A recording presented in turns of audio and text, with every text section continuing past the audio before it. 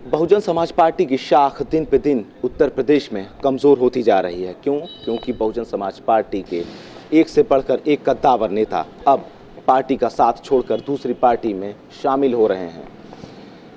2024 के लोकसभा चुनाव में जब लोगों को ये पता चला कि संगीता आज़ाद लालगंज लोकसभा की सांसद अब भारतीय जनता पार्टी में शामिल हो गई हैं, तो पूर्वांचल की राजनीति में एक नया भूचाल सामने आ गया।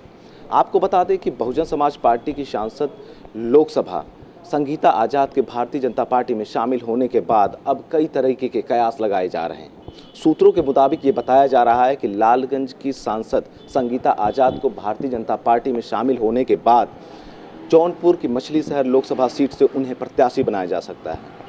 सूत्रों के मुताबिक ये बताया जा रहा है कि ये लोकसभा सीट लालगंज लोकसभा सीट से सटे होने के कारण ये सीट बहुजन समाज पार्टी के खाते में तो नहीं जाती है, क्योंकि भारतीय जनता पार्टी में अब संगीता आज़ाद शामिल हो गई हैं और वो उस सीट पर काफ़ी पकड़ मजबूत रखती हैं, क्योंकि 2019 के लोकसभा चुनाव में पहली बार में ही उन्होंने जीत फतेह की थी और सर पे उनके जीत का सहरा बंधा था। हालांकि 2022 के विधानसभा चुनाव में उनके पति को करारी हार मिलने के बाद उनकी गाड़ियों पर से बसपा के झंडे भी हटा दिए गए थे। क्यों? क्योंकि ये माना जा रहा था कि कभी भी बहुजन समाज पार्टी की सांसद संगीता आज़ाद भारतीय जनता पार्टी में शामिल हो सकती हैं।